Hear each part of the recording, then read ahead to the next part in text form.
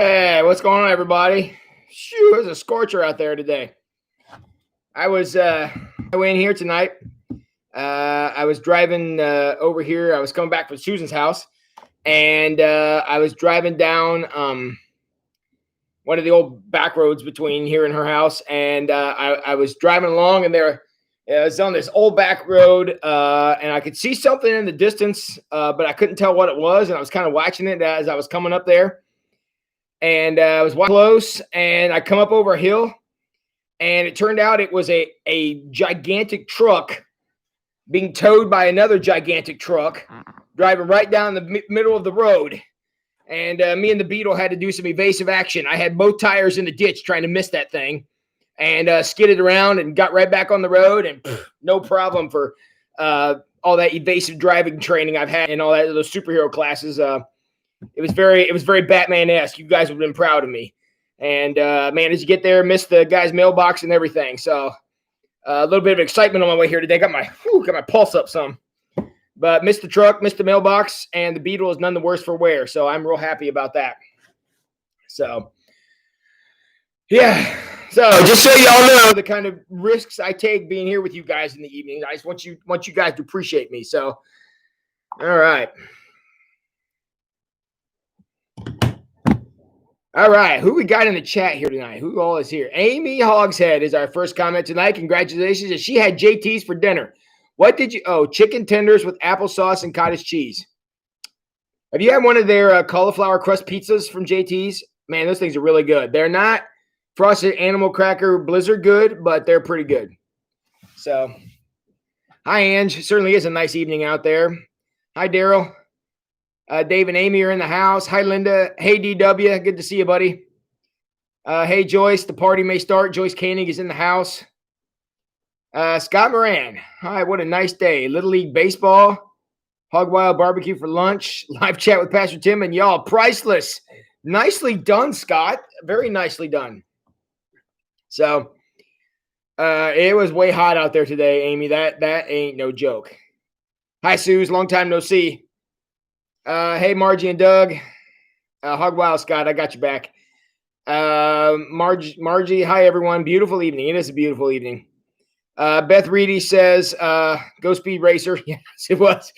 Not what I had in mind, but the Beetle and I conquered and overcame. So the Beetle is pretty awesome, Suze. That is for sure. And Margie and Doug, I appreciate you guys, too. Hey, I'm assuming you guys got email/text messages from me at some point today about services tomorrow. We are going to endeavor to have First Light in the sanctuary. We'll have recorded music like we've had all along, but the sermon and the prayer and whatever else I decide to do is going to be live at First Light. So any of you who want to join us, we're just going to ask everybody to use the entrances at the sides of the sanctuary. So you won't come in through Fellowship Hall. And you won't come in through the door down here by the classrooms and stuff. We're going to have you walk around the building, go directly into the sanctuary. There will be access to the bathrooms and stuff, but we want to limit that as much as possible. So we would really appreciate it if all of you who are coming, come on out, and we'll be here in the morning. And for those of you who are not able or not comfortable being here, that's entirely fine too. It will be live streamed, which means the service tomorrow will be exactly like this.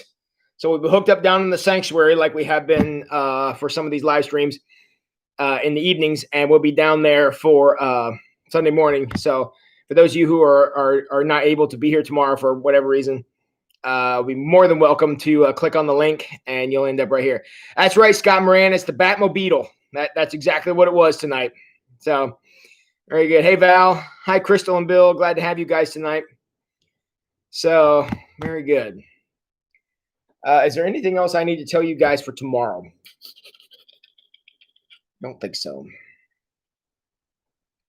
I think that's everything I need to tell you. Must be really bright coming in my window. It keeps washing out my screen. Can you guys see me okay? What I got going on here? Oh, heck, I don't want to do that. All right. Okay. Yeah, just my screen looks really dark. All right, cool. Well, we are on chapter 10 tonight, for those of you who may be interested. Chapter 10. What happened here? page 100. Page 177. So that's what we're going to start at. How are my friends doing in Cincinnati? I have not spoken with them in 2 days. I can't remember what I last told you. They are making funeral arrangements for Nicholas, and it looks like the funeral is going to be at noon on next Saturday. So, but I've not spoken with them because, as you can imagine, they're overwhelmed right now. But my intention is to go down and officiate the funeral on Saturday. I'll probably be down there one other time this week to meet with the family and different things there. So thank you for asking, Amy. And that'll be something I'll be dealing with this week. So better late than never, Teresa. And you haven't missed much. So we're glad you're here. All right. So here we are. We are on chapter 10. I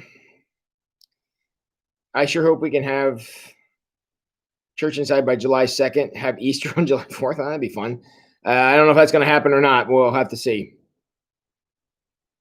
Crap. I forgot to turn. Yes, it will be closed by that high performance vehicle, but I forgot to register that with the city. We're just going to do it anyways. I completely forgot to do that this week. I took the stuff over to the bank to get signed, and then I never got it back. But yes, the high performance vehicle after First Light, it will not be closed until First Light is over. So people who need to use that for access will be able to do that. And then we will close down Court Street after First Light. So, all right, very good. All right, so chapter 10.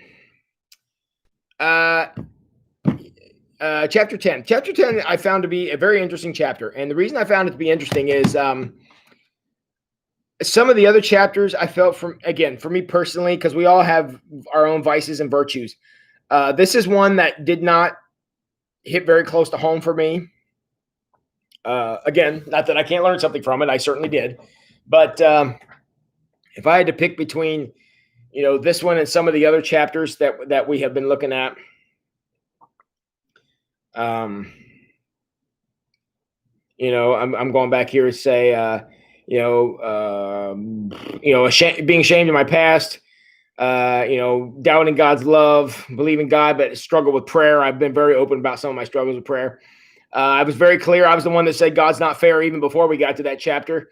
Believing God, but have problems with forgiveness. Believing God, but don't think you change. Some of these other chapters, I think, hit me a little closer to home than this one did. Again, not that I can't learn something from it, because I certainly did. But when it comes to money orientation, that's not one that I struggle with. In fact, do you guys remember in here? I think I told the story as one of these live streams about the guy from Westwood who gave me the personality profile for the business. Did I tell that story in here?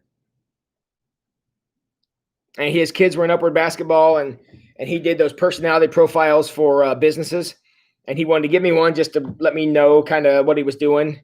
And he had to call the company to interpret the results. Did I tell that story in here? I did. Did I tell you that one of the reasons that he was so confused by that test was I scored a 0. I scored a 0 on money orientation. Did I share that part? Because one of the parts of the test that really threw him is I scored 0 in money orientation. He said he had never seen anyone ever score a 0 on money orientation. And he said, basically what that means, he says, I could pay you $1 or pay you $1 million, and you're going to do the exact same job because money is irrelevant to you. Money doesn't factor into anything that you think or anything that you do, which is very true. I don't sweat money. That's why people who are penny pinchers and money people in the church hated my guts of always, because I'm a faith guy. And I figure if it's going to happen, finances will be there. To me, that's never been an obstacle, my personal or my professional life. But the guy said, I have to tell you, though, if you had a job where you worked for a commission, the report I would write for you on this test that you took means I would get you fired because we could give you a great big commission and you're not going to do any more work for us. You're going to do the job that you want to do, and money's not going to affect that in any way. And he says in the business world, that kind of stuff doesn't work, which I thought was interesting. But I tell that story to say that I don't trust in money. I'm a firm believer that the love of money is the root of all evil. And look, and I'm not gonna lie to you. I like being able to afford my candy bars that no one has managed to win from me yet. And I occasionally like to splurge and have a frosted animal cracker blizzard, but I drive a 20-year-old car. I bought a house that was within my budget to pay for. Again, not to say I'm independently wealthy, because I certainly am not, but I've always been a live within my means guy. So that's not a big thing for me. Now, that's not saying nothing bad about people who struggle with this, because I know plenty of people who do. And we're going to talk about some things down here tonight that may affect some of you. Now, one of the things he opens up this chapter with tonight is he talks about this time that, where was he at? He went to church on a Sunday morning, and there was a lady there, and he felt the nudge to give her all the money in his pocket. All right, let's forget the money piece of this for just a second. Have you ever gotten that nudge? You've been somewhere, and you just get this nudge. You need to do something, say something, give something. Ever got the nudge? And by nudge, I mean that kind of that elbow between your shoulder blades that says, guess what you're going to do? Anybody here ever got that one? Got that nudge, says time for you to spring into action. Time for you to move forward and do something. Anybody? All right. We've all been there. So you know what the nudge is. So so at least a number of you have said you do. That's not something that I need to explain. Those nudges come and they come in bumps, and they come in bruises, and they come in shoves. So if you're getting nudged by God into doing something, you'd be well served to do something about it. He tells two stories. One story, he did do it when he gave the lady $5, and that $5 ended up changing her whole day. Many years later, he said he got the nudge again. He looked into his pocket. He had a $100 bill, and he wouldn't part with it. So he walked away without doing it. So we've all been there. We've all went forward with the nudge, and other times we've kind of took the nudge and walked away with it. So sometimes when we do that, what's the word I'm looking for? The perceived risk might determine whether or not we go through with it. And look, I understand there's impulses, and I'm not saying every time you feel like you should do something, you should do it. I am not saying that. I'm saying always use good sense. Never. Okay, I can't say never, because you can't use the word never. I would caution you against ever giving money to people who are holding up a sign that says, along the road, don't do that. Every town has agencies to help people in those things. And if you're going to just stop along the highway and give to somebody, chances are you're about to get taken. So I would advise you not to do that. I haven't seen that so much here in St. Mary's, but when I lived in Lima, I would see it all the time. It would be people no one knew. They were not from the community. You'd never see them anytime except for when they were in the corners. They would always work the same corners, but it was always different people. And I swear, I can't prove this, but what would happen is a van load of people would drive in, beg on the street corners, and then climb back in their car and go back to where they came from.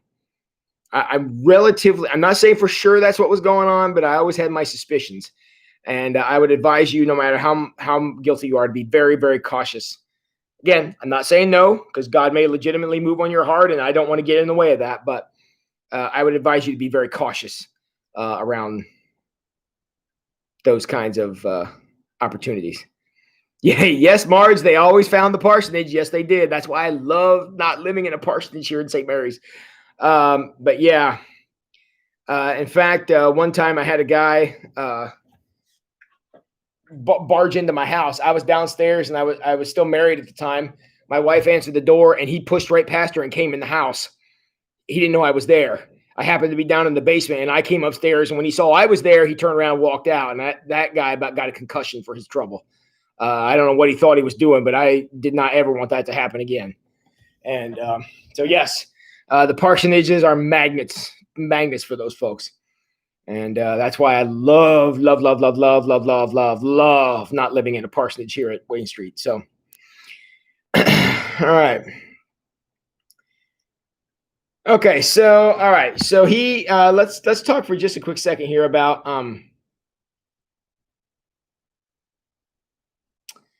one of the things. Let's talk about the first scenario. Okay, so this was early in his life. He had a $5 in his pocket, and believe me, as a starving seminary student, which I was at one time, $5 went a long way. And he felt the nudge to give the lady $5. And obviously, any of you who read the chapter know she was very, very, very, very appreciative, and really wanted to thank him and explain that she was there on faith, and her car needed gas and whatever else. And I'm now on page. Why are the page numbers not showing up on my tablet anymore? What happened to the page numbers? Okay, I'm on page 178. On page 178, I'm in the paragraph that starts with I try to just give her the bill and slip away. That's where I want to start at, and that's where I want to be. I tried to just give her the bill, meaning the $5 bill, and slip away, but she grabbed me, and she went on to this explanation about how she came that day, didn't know she'd have the money, or didn't know she'd have the gas to get home, and this $5 was going to, really help out, and she was super appreciative and super happy to have it. And my question I asked on that is, by her insisting is probably the wrong word, but I can't think of whatever other word to use. By her insisting on explaining to Craig how much this meant to her and all this, is that an important step to giving? Is her explanation? It certainly made him feel good about himself. I mean, let's not downplay that, because certainly did that, and I'm not saying that's a bad thing at all. But do you think that when we give, and again, I don't know what, usually when I ask a question, I know what the answer is. This is one I'm not sure I know. Is it important for us to know what happens based on what we give? If we're going to give to missions, or if we're going to give to Wayne Street, or we're going to give to the Family Life Center, or we're going to give to Agape, or we're going to give to, whatever the organization is, whatever's going on. Is it important for us? Maybe not so much in a back patting kind of way, but in a full circle kind of way, kind of a good experience. What do you think? Because part of me says no, like Linda. Part of me says no, we should just give and take it on faith. It's going to work. Other parts of me, they'll say he would never have known how God was working in this had this lady not insisted on explaining it to him, which was great. And Joyce, that is absolutely true. It does show that even the smallest amount matters.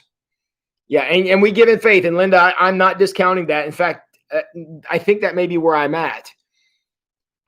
Because one of the parts of my job that's awesome is sometimes it's nice to get validation of a nudge from God, but not needed. Okay, Teresa, yeah, I think you and Linda are saying the same thing, and I agree with that. That's one of the many, many perks of my job. Is a lot of what goes on through here I know about, and like Angie, maybe the only person who knows, of things that happen, and there may be even many things that happen that even less people than that know about. Means just me. It's great for that to happen, and it's a great validation. And there's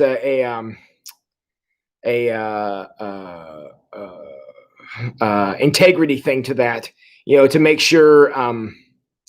What's happening needs to happen, but he got great validation from that, and validation is great. He wasn't looking for that. In fact, he tried not to get it, but she insisted on saying it to him, and him allowing her to say that turned what would have been a great blessing to her into a testimony. And what's the proof it became a testimony? Well, he recorded it in his book, for one thing. So that was a great thing to have.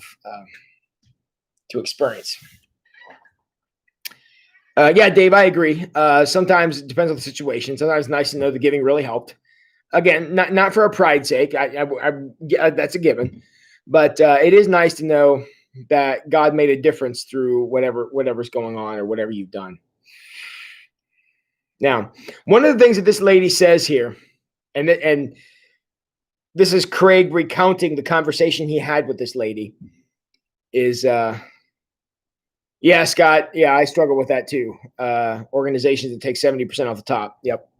Yeah, that's why we do the best we can here at Wayne Street to differentiate between general budget giving, because let's be honest, we all like the lights on. I'm in here right now with my air conditioner running. I couldn't do this if the internet bill wasn't paid here at the church. The church bought this machine I'm using right here. I mean, so yes, it does. There is some overhead cost to running an organization like this. At the same time, we go to great pains here, and Angie can give me an amen to this if she wants to. We go to great pains here to keep things separate as far as giving for certain purposes, designated giving and that kind of stuff. We go to great pains here to keep all that separate. If you give to the building fund or give to missions or give to whatever. If Bill Martin was here, he'd probably start crying right now because he and Angie kind of bleed from the eye sockets trying to keep all that stuff straight. But that's why we try to keep it separate. And because it's important for people to feel like their contributions are making a difference. And that's true, Teresa. Yeah, when he did heal the 10 lepers, only one came back to say thanks. And Jesus allowed the man to do that. And actually, I believe in that parable he asked, or that, not parable, in that story, he asked where the other 9 were. So, all right. So one of the things that Craig says, and I got to figure out how to get page numbers back on this.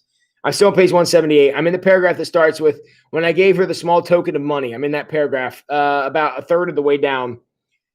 Craig says, now this is Craig recounting what the lady told him. So it's me quoting Craig, quoting the lady. So it's like, third hand. But one of the things the lady said was God had miraculously provided for her. God had miraculously provided for her. All right, let's go this. I think I've recounted the story enough that even if you haven't read it, you know what the story's about. True or false? True or false? God miraculously provided for this lady. True or false? What do you guys say? Is it true or false that God miraculously provided for this lady? This $5 that she had no way to know was coming. True or false? I know what that amen's for, Angie. Yeah. And anytime you want to say something nice to Angie Myers, you go right ahead because she deserves it. So, true or false? God miraculously provided for her. Jump in the comments. Tell me now, true or false? God miraculously provided for this lady. True or false? Okay, I'm seeing a few trues pop up here. I'm going to get a few more. True or false? That God miraculously provided for her.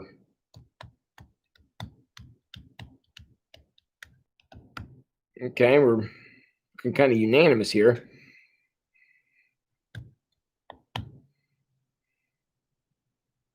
Craig followed the nudge from God, so true. Okay. All right, so you guys seem to think it's true. I would agree with that. However, let me try to let me play devil's advocate here for just a second, because we all know I like to instigate things. I can explain every part of this miracle, and so can you, based on Craig explains every part of this miracle. There's nothing mysterious going on here. Craig had $5, and he got a nudge that he believed was from God to give it to this lady, and he did. And everything here is explainable. There's no, unless you want to make the argument that the supernatural nudge, or the nudge was a supernatural act, the nudge for Craig to give this lady this particular amount of money. If you want to make the argument that was supernatural, then okay. But I could just as easily make the argument that Craig was just a generous person. Now, he claims not to be, but this is not the act of a non-generous person. So I could just say Craig's generous, and his heart went out to this lady, and he wanted to bless her with a couple of bucks. And I think that's very noble. No supernatural thing here. Everything could have a plausible explanation. Yet you all are saying this is a miracle. The reason I'm making such a big deal out of this is the way miracles happen. Okay? I see this every day. I see the simple. I see the mundane. I see the routine. I see the not very striking, not very moving, not very earth-shattering things happen. From where I'm standing, I can see the magic trick happen. I can see the card come from up the sleeve. I can see the fake rabbit in the top of the hat. I know how these things happen. And yet I watch it. And when I see the person who receives, they will be like, this is a miracle. And I'm not lifting the curtain to tell them how it happened. I'm much more happier allowing them to see that God is working through this, because he is. I'm not denying that. So I'm saying this whole thing, I want to prove a point to you, and that is, many times we think we have too little to give, too little to offer. You know, the insignificant thing that we have is not gonna make a catastrophic difference. This story disagrees with that in a profound way, as I disagree with that in a profound way. And allowing things to become a miracle, and just because we can explain them doesn't mean they're not a miracle to the person who gets moved. You wouldn't believe some of the crazy stuff that goes on around here at Wayne Street, where we connect resources and connect people and connect things. If you look at it behind the scenes, it doesn't look all that miraculous. But to the people who get help, it absolutely looks like a miracle. So, friends, don't discount the little things in life that can turn into a blessing, because people see that as a miracle, and it is a beautiful thing to behold. It is just, it just warms my heart to see these things can happen. So that's what kind of breaks my heart a little bit, when people don't get involved in the smallest things. And what a blessing those little things can be to people. And we just don't take the time to do them, because we're, super busy, or whatever it is that we are doing, whatever it is we're doing. And don't count that stuff out. But don't count out the random text message to somebody to just say hello. Don't count out the fact that God says, give all your money to that person, and you pull out $3 and hand it to them. Don't count out the time that you walk into the church and you go out of your way to, I guess we don't shake hands anymore, but to elbow bump somebody. Just say, hey, I'm glad you're here. I hope you'll do that tomorrow for those of you who are going to come. Don't discount the fact that, the little things make such a huge difference. Over the scheme of Craig's life, did that $5 matter to him? No, but neither one of them are ever going to forget it, because one of them stepped out to the other one, and both of them got blessed. And so I'm just telling you, don't allow Satan's lies to take that away from you. Because if God's people don't continue doing these little things, then they ain't gonna happen. And that would truly be a shame. Because there's a lot of nice people out there today who deserve a blessing. Aren't there? I mean, I'm assuming there's at least 25 people in here tonight who are nice people, who are deserving of a blessing. And if you were to go out of their way to do something nice for them, would really appreciate it. And I'm not even talking money. I mean, it could be, but it doesn't have to be. And when we don't allow those things to happen because we think it's too insignificant, if Craig would have talked himself out of giving this lady the money, neither one of them would probably remember that today. But because he was willing to step out with this little offering, something completely awesome happened. Okay. Yeah, Val, those little things can make a big difference. All right, I'm skipping over now to page 179. Right there it says, in money we trust. I'm looking at the paragraph directly above that. It says, when it comes to money, it might be easy to trust God when the stakes are low, but when the stakes get high, it's tempted to trust in the money. The note that I made on this sentence is this. It says, sometimes the test of giving is about seeing where your true trust lies. One of the things that comes through so loud and clear when it comes to giving in the Gospels that I just cannot believe Craig goes this entire chapter and never brings it up. I thought it would be, in fact, when I started reading, I was just waiting for him to get to this, and he, at least in my opinion, he never did. So to me, he left a very significant point about money on the table here. And that is, Jesus talks about giving a lot, and he teaches about money a lot. But if you go and everybody's like, well, we should, give, because that's what Jesus told us to do. We should help the poor and all this stuff. If you go back and look at Jesus, without exception, whenever Jesus taught about money and whenever he was teaching about finances and giving and generosity, it was always about the transformation of the giver. He never, ever said, give because there are poor people. He never said that. He said, feed the poor, clothe the naked, visit the lonely, because it changes you. That was always his motive. In fact, at one point, Jesus even said, you're always going to have the poor. They're always going to be here. You might as well enjoy me while I'm here. I mean, he says that right near the end of his ministry. So my friends, don't. This is something that always annoyed me about working in churches is everybody always wants to give in response to need. So at every church I've ever been in, it's always about, well, we need an elevator. We need this. We need a new parking lot. We need, to build an addition. We need to, something. And everybody needs to dig deep and give. And the money was always there, always came in. And I'm like, yes, but you're giving in response to need. That's not how it should work. Again, I'm not arguing with it because the stuff we asked for, we needed. But my friends, what you have to realize is we don't give because there's need. We give because we want to be transformed. And that's the whole purpose of giving. If you give to satisfy a need somebody else has, that doesn't do anything for you. You may think it does. It may, stroke your ego or make you feel a little better about life. That's great, but that's not why we give. That's not even generosity. That is responding to a need, which we should do. I'm not saying we shouldn't do that. I'm just saying when Jesus taught about giving, that was not his purpose. His purpose was always about instilling generosity in the giver because that's what's supposed to happen. That's what makes giving a joy. Not, oh my word, the doors are going to close if we don't get the light bill paid. So everybody digs deep and gives an extra quarter on Sunday. That's not what we're talking about. Giving is about transforming the giver when it comes to God. Something that we need to keep in mind. We don't want to wait till there's a crisis before we give. That's what used to drive me crazy about churches I would serve. They would say, well, we just give enough to keep the doors open. If you need something, you can come ask us. And I'm like, guys, you're doing it wrong. You're doing it wrong. It's like everybody thinks, well, the pastor's going to vote himself a huge raise if we give too much. Trust me. I'm not saying there are no clergy out there that would do that, but most of them won't. In fact, in most churches, the clergy are one of the biggest givers in the church, and a lot, especially smaller churches.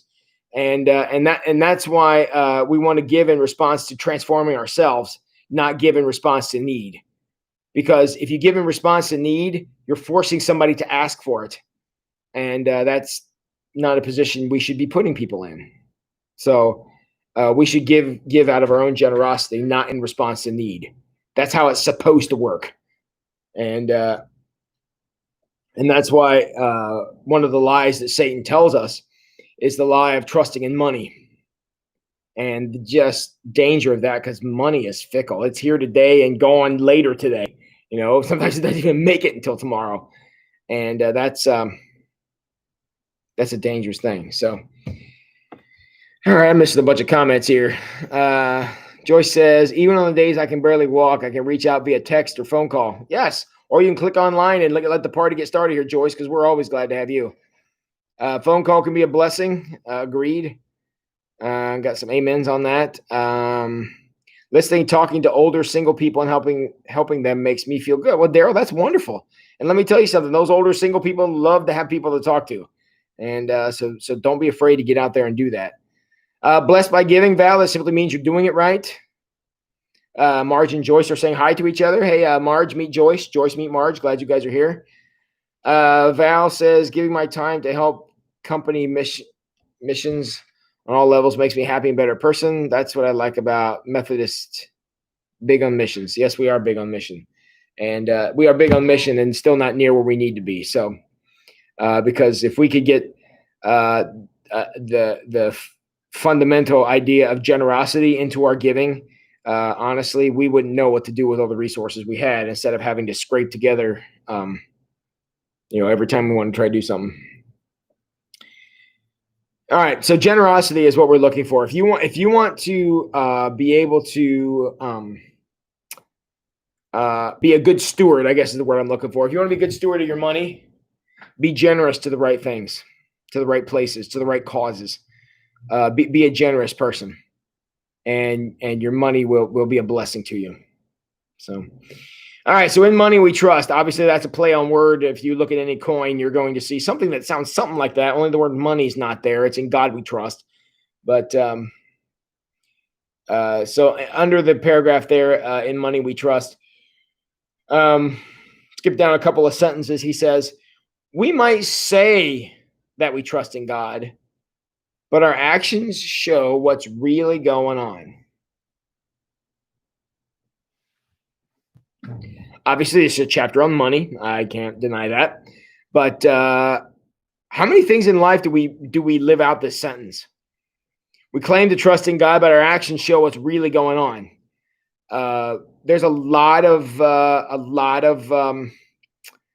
situations in life where we have the opportunity to do something, say something, make something good happen, and we just prove otherwise by our actions. You've all heard the saying, what you're doing speaks so loudly, I can't hear what you're saying. That's true. And money is one of those areas where we talk the good talk, but we don't necessarily walk the good walk. And again, I don't say that as accusation. I'm just saying that to say having the gift of generosity is truly a gift. And it's truly a blessing to be able to be generous and to live generously and to give generously. And, that's a really good, it's a really, it's a good, what am I trying to say? Fruitful way to live, I guess. All right, he goes on to talk about hiding your treasures in heaven, because wherever your treasure is, there your heart and your thoughts will also be.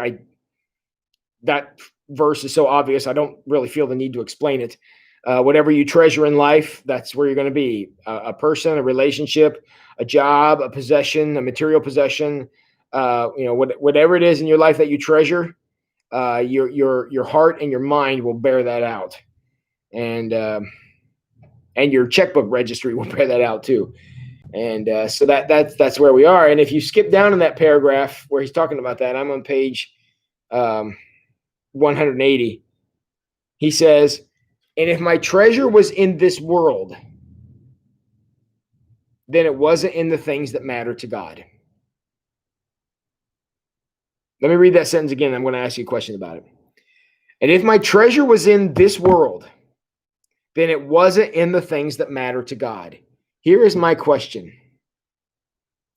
How does this feed into this sentence? And I'll read it again. How does this sentence feed into the idea of temporary versus eternal that we spoke about yesterday? We had a kind of a lengthy conversation about temporary versus eternal, and how we're made for eternal. So therefore, sometimes temporary things are unsatisfying to us. And if you want to talk about temporary things, go buy something. I don't care. Buy whatever you want. It's temporary. So how does this sentence relate to the idea of temporary versus eternal and how we are designed?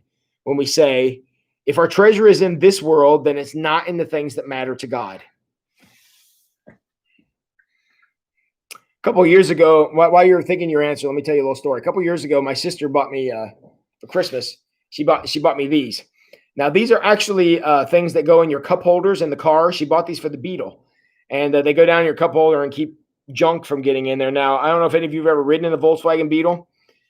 Between the gear shift and the bottom of the radio console and the air conditioner controls, if your cup is like bigger than a Dixie cup, it's not going to fit in there. So I had no use for putting these in my car, so I have them here on my desk, and I put my drink on there so I don't get little rings all over my desk because it's rubber. See there? And now, as you can tell, I'm very sold on this symbol. It's a symbol that I love very much, and means a great deal to me. But if this becomes my treasure, if this becomes a thing that is of utmost importance to me, and I treasure this, yes, this thing is durable and it's rubber, and I'm going to have it for a long time, but I ain't going to have it for eternity. I'm not going to have this for eternity. So if my treasure becomes something like this, I'm not honoring how I was created. I'm not honoring the eternal part of myself. because this thing, as much as I love the symbol, and I'm very glad I don't have little cup rings all over my desk. Uh, this is something that represents something not eternal. This is something of this world. And well, I intend to have this for many years, and have protect this desk and any other desk I may sit behind from little cup rings. I don't treasure that, because I have come in the past number of years to understand that I'm designed with an eternal purpose. And I look at that through my calendar. I look at that through my stupid phone. I look at that through my credit card statements and all that stuff, always with an eye to the eternal. Now, is there no fun stuff on there? No, there's plenty of fun stuff on all this thing. I got fun stuff on my calendar. I got fun stuff on my credit card statement. Sure, I got stuff in there that I enjoy. But I do my best to not let that get out of hand, so that I can continue investing in things that are really important to me. Giving to the church, supporting the mission of the church financially, being available to help, around the community and things like that. Those things are important because those things make a contribution. And again, look, I'm not saying, well, sell all your stuff and live in a box and give it all that's not what this is about. We're going to have a conversation about that. I can't remember if it's going to be tonight or tomorrow night, but that is all important, sure. But it's not to deny or get in the way of our eternal design, because that's how we were designed. And money has a very funny way of really throwing us off point, because we'll spend a lot of time chasing the wind, as the writer of Ecclesiastes tells us. And in doing that, we spend a lot of time investing in things that are not priorities to God. And we should make great effort to make sure that we're honoring God with all the resources we've been given, our time, our talent, and our treasure, because that's why it was given to us. So, all right, in the next paragraph after that, and you guys are going quiet on me here. Are you guys still here? In the next paragraph after that, he asks a question, and we can light up the chat thing here by answering the question that Craig asks. Craig asks, could even just a little more money make your life better? Could even just a little more money make your life better? Now, the question is not easier, because I think a little more money, I don't know if we're disputing it would make life easier. It would also open up more opportunities, certainly. But would it make your life better? Would it improve the quality of your life? Again, most of us would probably be inclined to say yes, more money would make us, have a better life. And I want us to be careful about that, because yes, more money may give us more opportunities, which are good, may enable us to be more generous, which is good, may make ends meet a little easier, and all that's good stuff. I'm not saying there's anything bad about that. But don't get caught up in the lie that life is just going to be all, sunshine and rainbows if we just could have, get a raise or have a little more money. Those resources are wonderful. I'm not downplaying them. I'm not saying if your boss comes along and offers you a raise, don't say, well, my life is plenty good enough, I'm not going to take it. No, don't do that. But what I am saying is don't get caught up in the false teaching that money buys happiness, because there have been plenty of people who have proven that wrong. Yeah. Yes, Angie, that's right. Material things can easily turn into idol worship, very easily. And, that's being spoken by a guy who drives a high performance vehicle. So I know the temptation of some of those fast and super maneuverable cars, and you want to watch out for that.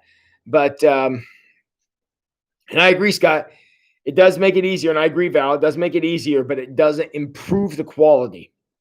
It doesn't make our lives better. It doesn't automatically fix all our problems. In fact, if you come into money too quickly and aren't responsible with it, having money will actually create more problems.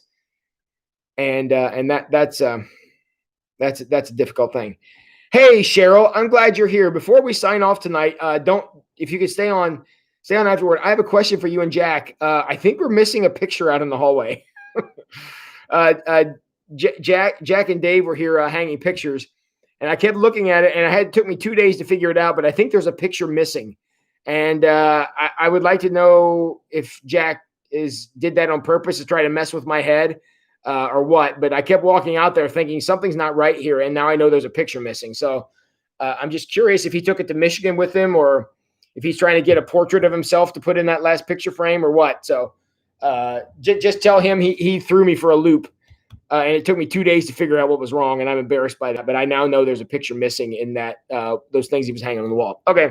Sorry about that aside, but I did want to ask that. Jan says we can't take anything with us when we die. It's all temporary. Don't let temporary become a priority. Jan is dropping the truth bomb there in the live chat, guys.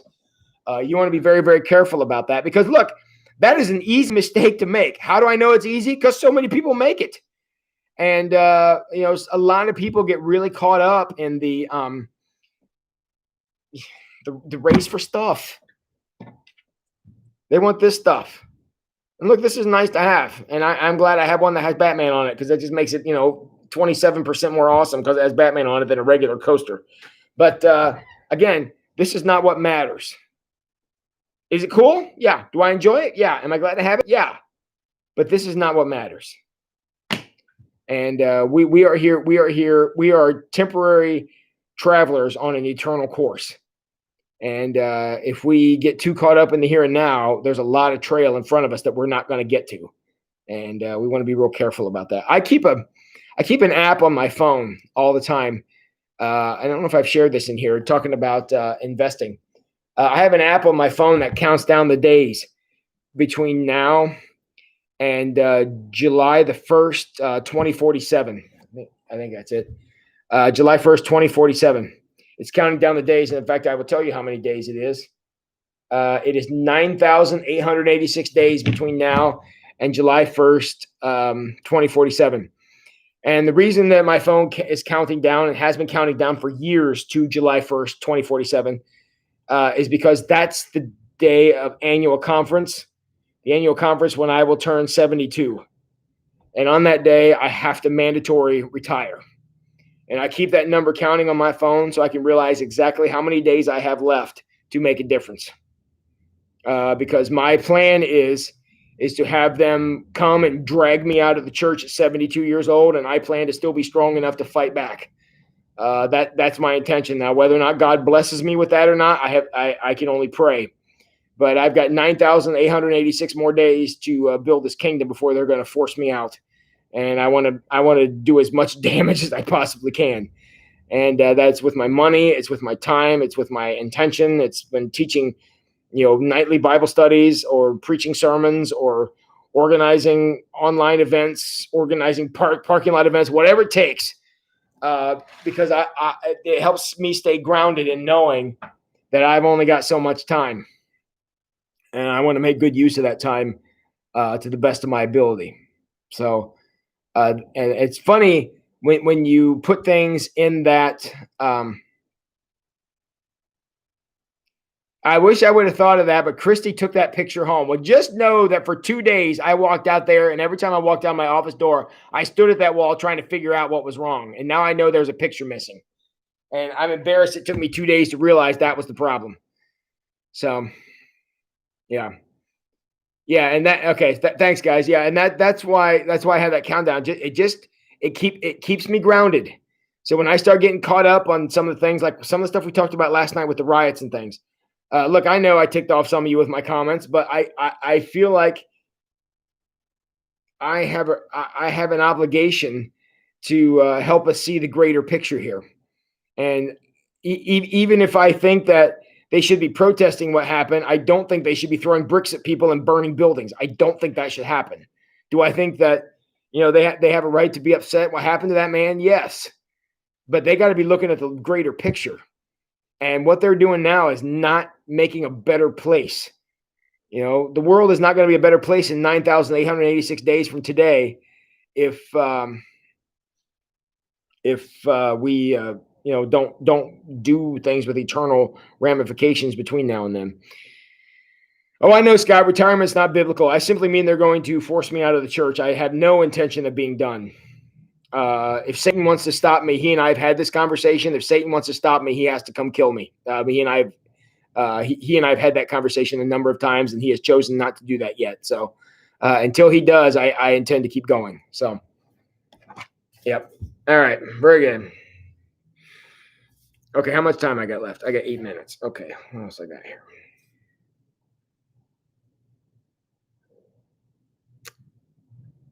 All right. Since there's a whole bunch of stuff here that we need to get to, and we're not going to get to all of it. I want to get to this section here, and the reason I want to get to it, and this is not going to be earth-shattering new information for you guys, because you guys all heard this before, but I really feel like in this context we need to have this discussion.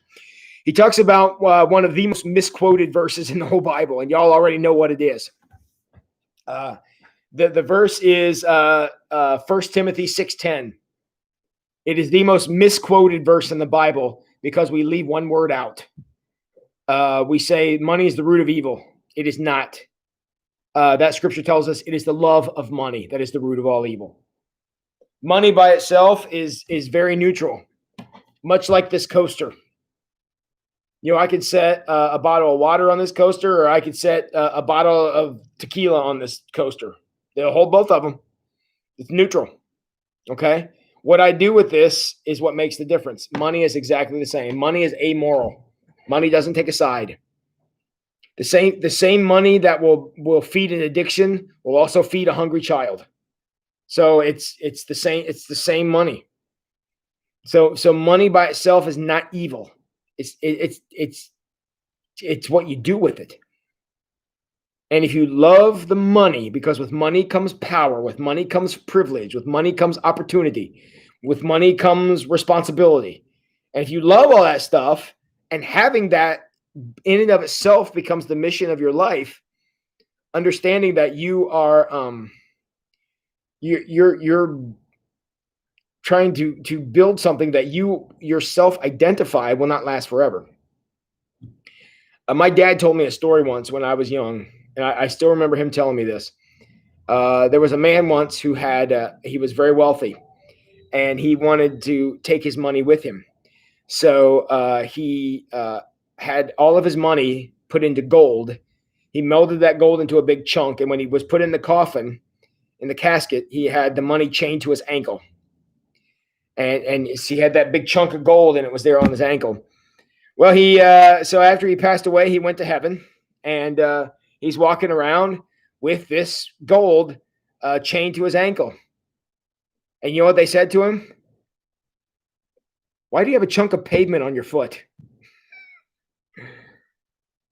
Which I always thought that was a great story. Well, why do you got a chunk of pavement on your foot? Because remember, streets of gold, guys, crystal seas. You guys all know this stuff. And that gold up there is useless. And I can say for certain that there's no money in heaven. You know how I can know that? Because in the book of Revelation, chapter 21, John, the author, the guy who had the vision of Revelation, looks into heaven and he sees four things not there. And I've made this analogy 100 different times. You've all heard this before. But he looks into heaven, and what does he not see? He sees no death, no sorrow, no crying, and no pain. If there's no death, no sorrow, no crying, and no pain, I can also guarantee there's no money, because money leads to all four. Money in great amounts will lead to all four of those things: death, sorrow, crying, and pain. I know there's no money in heaven or crying and pain there. And if there was money, those four things would follow. So that's why, that's why I know there's no money in heaven.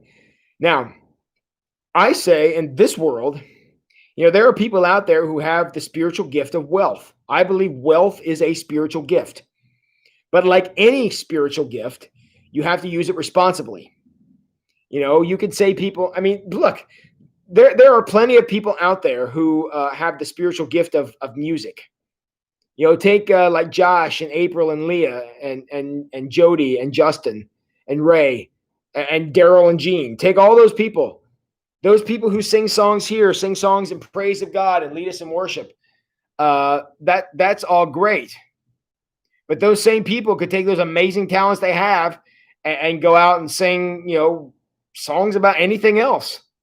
But they decide to take their spiritual gift and utilize it here. And I'm not saying that just doing it here is important. What I'm saying is they allow that gift to bless the body of Christ rather than being used for their own promotion or to celebrate things that, aren't necessarily good for people. The spiritual gift of wealth is exactly the same. And there are people out there who have the spiritual gift of wealth. They're able to function in such a way that they can make a ton of money. And they can either get really filthy rich or they can be extremely generous with that money. And again, a spiritual gift by itself is neutral. Any spiritual gift you want to talk about, spiritual gift of nurturing, spiritual gift of mercy, the spiritual gift of generosity, spiritual gift of public speaking, the spiritual gift of, hospitality, and so on and so forth. All those things are neutral. Now, you can use them for good purposes, or you cannot. But whatever you do with them is entirely up to you. So that's one of the things that we really want to hang on to, because a lot of times we think that spiritual gifts are always benevolent. Well, no. God has gifted everybody. Literally everyone has a spiritual gift. There is no exception to that.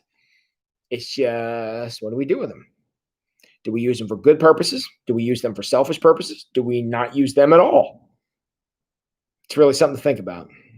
So, and the spiritual gift of wealth is certainly one of those things to think about. So,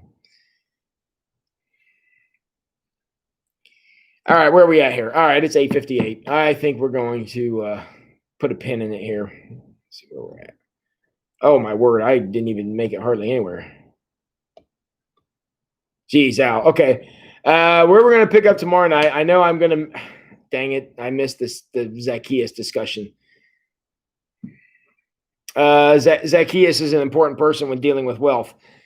He draws a parallel between Zacchaeus and the rich young ruler, where Jesus says to the rich young ruler who asks him, what do I have to do to inherit eternal life? Jesus says, give everything away. Why? Because he was worshiping that wealth. He wouldn't part with it. He went away sad because he had so much stuff that he didn't want to part with. He had invested in the temporary. Zacchaeus, who also had a lot of money, as soon as Jesus came into his house, said, yo, I'm giving all this back. And Jesus was like, did I ask him to give it all back? Did I say that? And Zacchaeus, man, he was so blessed by the experience of being in Christ's presence. He's like, dude, this money is worthless. I'm giving it all back. And he was comparing the responses of these two men, the response between Zacchaeus, who immediately gave everything away to pursue Christ, where the rich young man turned his back and walked away from Christ. And how those two responses, he had a very good discussion on that. I thought that was a very good comparison to make. All right, where we're going to pick up on tomorrow night is we're going to pick up on page 186. So we're going to skip over quite a few pages. We'll be on 186. We're going to read about enough is enough. That's where we're going to start at tomorrow night. So, all right, my friends. Anybody else got anything for the good of the order tonight?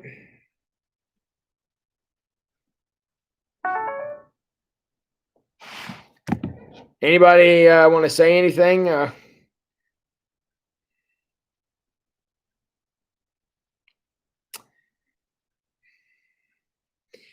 Yeah.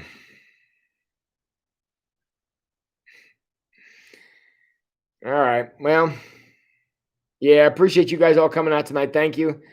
Appreciate you guys sharing your Saturday evening with me. Appreciate y'all coming out. Happiness is sleeping at night. That's true. So I love you all very much, guys. Thanks for being here. Appreciate having you. Look forward to seeing as many of you as I can, either in the sanctuary or in the parking lot, or online, whichever way you want to join us. You're welcome. We'll be online at 8:30 with live streaming the First Light service. So don't forget to log in. I obviously will not be able to live chat that with you because I'm going to be up on stage. But yeah, we'll be here, and feel free to drop a comment and a like on that in the morning. We'd appreciate that too. So, all right, everybody. Thank you all very much. Appreciate you being here as always. And everybody have a great night. And now, my friends, y'all go wash your hands.